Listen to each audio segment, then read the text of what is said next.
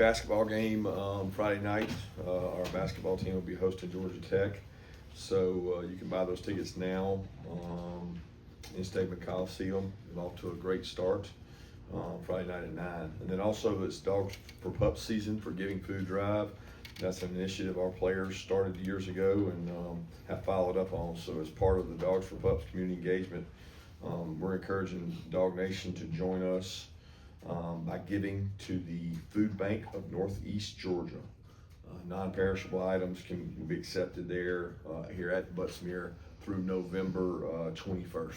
So our players really appreciate the Dogs for Pups season of Giving Food Drive, which will be going on until the 21st of November. With that, we'll move on to Texas. So we got a big matchup. A lot of respect for Sark. He's become a good friend of mine. He does a tremendous job. He's at one of the premier programs in the country. He's been successful everywhere he's been. He's done a great job, and I enjoy his friendship and look forward to another a great matchup on Saturday night. Coach, you mentioned your relationship with Coach Sarkisian. Now that Texas is in the SEC, we've seen you guys go head-to-head for a number of recruits. I guess Arch Manning among them. SEC Media Days, they dropped a couple recruit announcements that day. I mean, just how competitive is Texas on the recruiting trail, and how big are the ramifications from the outcome of these games? Yeah, I don't know how the games tie. I mean, the recruiting they recruit nationally. I mean, a lot of coaches have gone to Texas and just recruited the state of Texas. I think Sark and his staff have reached out both West Coast to California all the way down to Florida. They've gotten some guys, and they've got some guys from Georgia. We've gotten some guys from Texas that we think are good players. So it's all, in the eye of the beholder in terms of who you go after and who you win. And certainly recruiting wins tie into the future of your program and the success of your program. Yeah, Coach, this offense from Texas has had kind of a revitalization over the last 2 or 3 football games. What have you seen from the quarterback, specifically Arch, his development over the last several weeks? Yeah, he's playing with more confidence. I think number one, he's getting better protection. He's seeing things well. He's making good decisions. He's getting the ball out of his hand quickly. I mean, he's maturing. He's had an opportunity to play and grow, and you don't really get that until you get out there and play. He played a good bit last year, but the kind of games he's had to play in this year, just a different stature in terms of the SEC gauntlet. And just, you watch game by game. I watched yesterday each game throughout the year and watched him just grow and play better. He's extending plays. He's doing really well with scrambles. Keeps his eyes downfield. Doesn't look at the rush. He's made some really impressive wow throws, and they're playing better offensively. Yeah, you guys obviously recruited Arch. What stood out about him during his recruitment process, and what do you remember about it, just given the, I think, celebrity nature that comes with him in that last name? Yeah, it really wasn't about the celebrity nature of the last name. It was about the tape. Have a good relationship with their family. I've known his dad for a while, his uncle for a long time, and his grandfather. They've got a wonderful family, but it has nothing to do with his recruitment. His recruitment was based on he's athletic, he's fast, he's tall, he's intelligent, he's got composure, he's got arm. I mean, he can do it all. He can run the ball, he can throw the ball. In this day and age, you've got to have a quarterback that can do both. He can, and I think he's got great composure. He's not really affected by not many things. Even the way he's managed the hype and expectations of what he was supposed to be this year, none of that was. He didn't call any of that to come to him. It's just what the outside sources did. And it doesn't seem to have affected him. He knows he's got to grow and get better, and I think Sark's done a great job kind of bringing him up and allowing him to develop and get better. What was your pitch to him to try and come to Georgia at the time? I don't really know about a pitch. I mean, it's relationships. I mean, right? I got to know him. Our staff got to know him. He came over here a lot. He was very honest and had his thoughts about both programs. He liked both programs. He had to pick one. I mean, there's no sales pitch in terms of that. Yeah, Texas comes into this game second nationally in run defense. Just what stands out to you about how they've been so effective in that area? Yeah, they were really effective in that area last year. They're built on the line of scrimmage. They're built to be physical. They fit things really well. Pete does a great job as a defensive coordinator. They're very disruptive. They create turnovers, aggressive. They got good players. I mean, at the end of the day, they got big, physical, good players on the line of scrimmage, which allows you to stop the run. Coach, I believe they're top 3 in sacks so far. What challenges will Colin Simmons and their other pass rushers present on Saturday? They're tremendous. They got great effort. They rush really hard. They're leaders. They've got stars all over their defense. I mean, they're very talented. When you watch that defense play, they play hard. They get after the quarterback.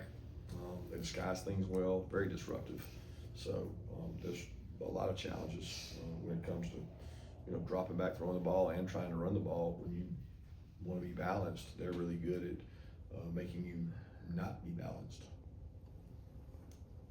Yeah, you've had to shuffle some pieces around in the secondary over the past couple weeks due to injuries and things like that. But how would you assess how that unit has played, since the second off week against a couple teams with solid quarterbacks in Florida and Mississippi State? I mean, we play good in spurts and we play poor. It's kind of like everything. I mean, there's things that I would like to see done better, and there's things that we're improved on. So it kind of depends on what quarter, what play you're talking about.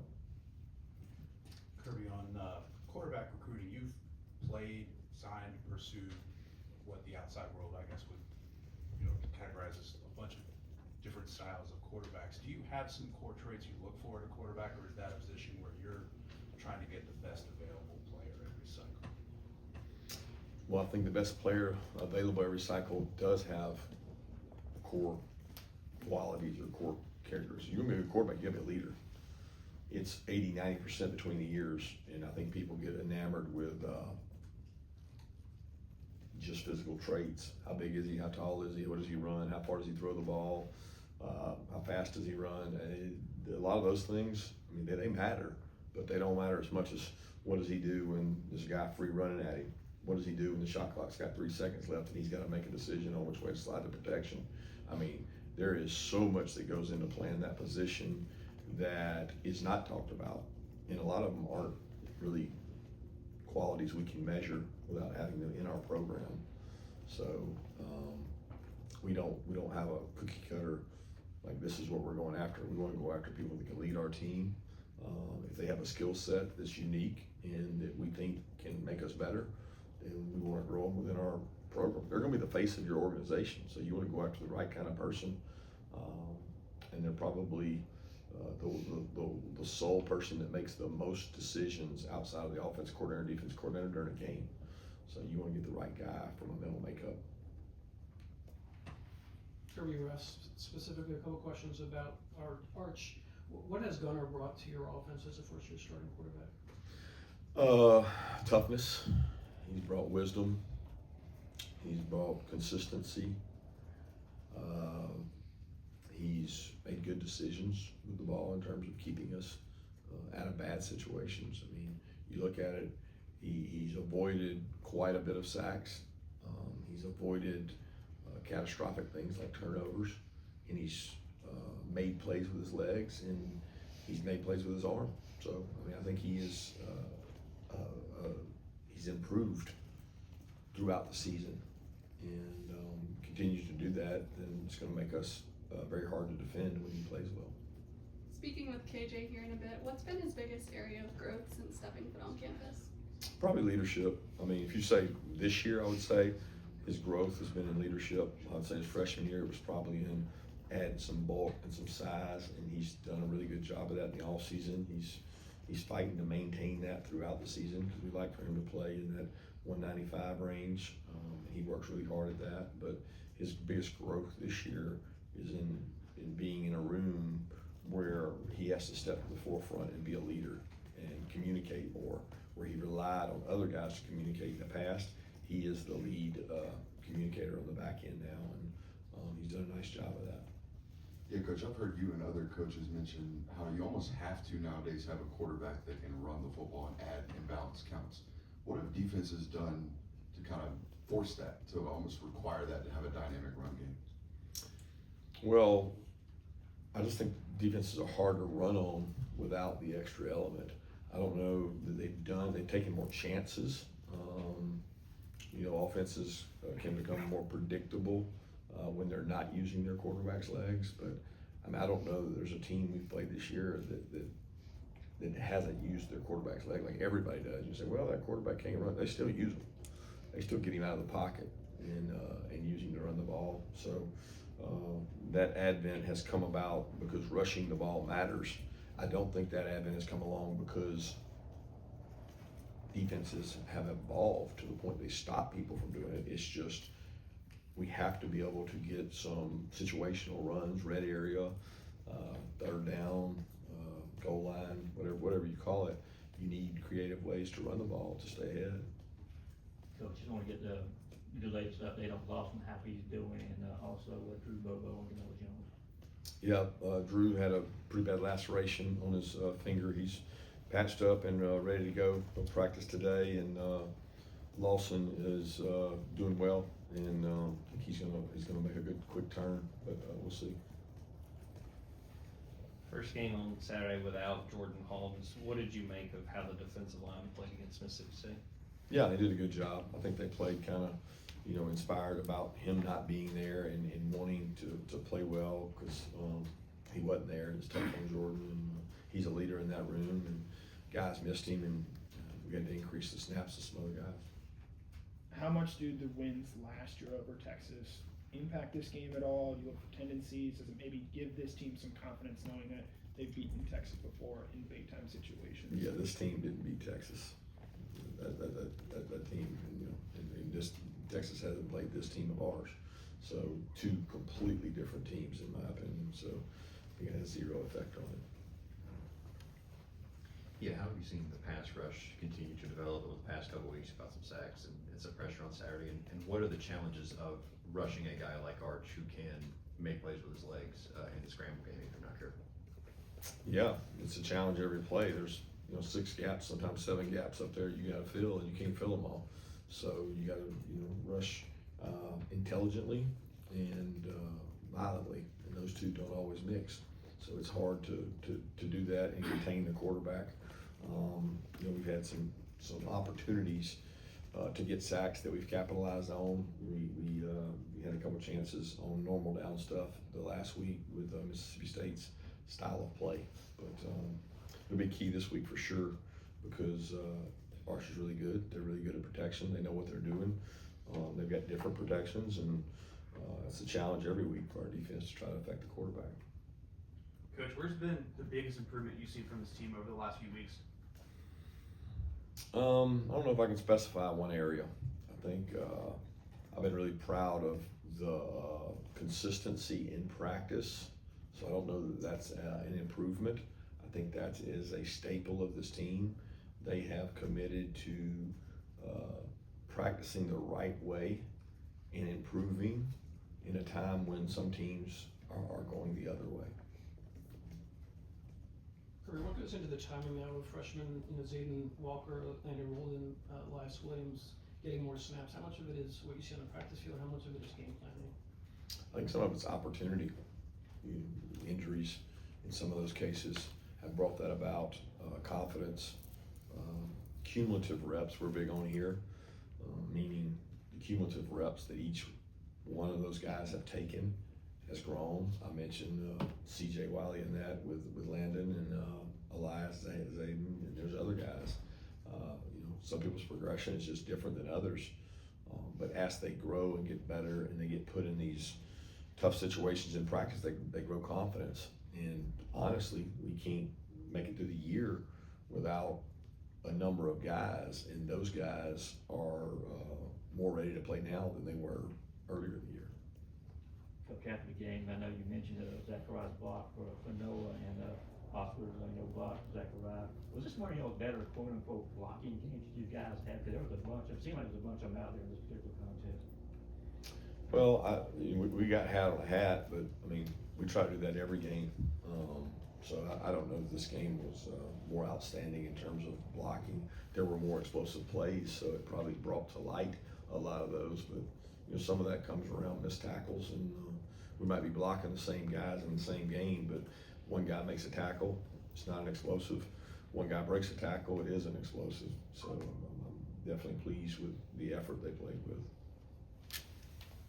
Quintavious forced the fumble on Saturday. Just what have you seen from him down the stretch of his sophomore year? Much better leader. He was forced into a role last year that he didn't play a lot, but he played. And with the guys we've had leave at that position or go to the NFL, he's grown. He's grown up a lot, and he grew up quickly. And really proud of the way he owns his responsibility to the team and his leadership. You know, you have a handful of guys from the state of Texas on this team. What have guys like Dylan Bell, Joseph Jonas, Justin Williams brought to this Georgia program? Well, each one is different. You know, Dylan's been here a long time. We know what he's brought. He's brought an ability to play multiple positions, toughness, special teams. We're still cracking the surface of those other two guys, but they're tremendous leaders. Dylan's the captain this week. He's a joy to be around. They all work really hard. I think they come from great programs. You know, I think Texas high school programs are similar to Georgia, and they have great support structures, community involvement. High school football still matters in that state, and I think that made those guys better football players. Coach, can we get your take on the development of Oscar Delp this year? It seems to gets his first big TD, and then also, what is your vision for Elias Williams? He also seemed to be coming on strong lately. I think both those guys are playing well. I think Hartley and Lilly and those guys have done a great job with the development of Elias, but also with Oscar. I mean, he was not a completed player last year, and he came back with a purpose of getting better. And I think he just loves Georgia and loves the team, and he's so fired up every game to do whatever role you ask him to do. I mean, he's just as excited about his downfield block for a touchdown as he is his catch for a touchdown. The guy's never complained one time since being here about touches in the ball and making that a priority. He does whatever the team asks him to do. He's very selfless. I mean, all those guys in that room are. And I think he should take some ownership in Elias's growth, because he and Lawson both show him how to work, how to do things, what the standard is at Georgia, and they compete with each other to make each other better.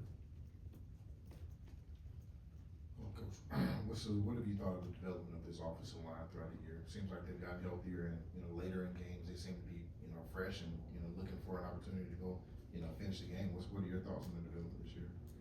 Well, we've gotten more continuity, but I mean that's by way of getting guys back from injuries. I don't think we've played our best game yet. Still think we've got a level of conditioning we can improve on in terms of playing hard and running down the field and covering down. I'd like to see more guys in that front group do that. Some of them do, and some of them can improve on it. But I like the depth piece we have, and if we stay healthy, we've got ability to play up to 7 or 8 guys. It's just you don't control the health part of it. Time for one more question. Kirby, to your left, what DNA traits, common themes do you see in a Steve Sarkisian-led offense? Explosive, attacking, window dressing. They've got a lot of shifts, motions. They employ tempo, and they'll go fast on you, and they do a really good job of mixing things up and creating a lot to work on defensively. Thanks, Coach.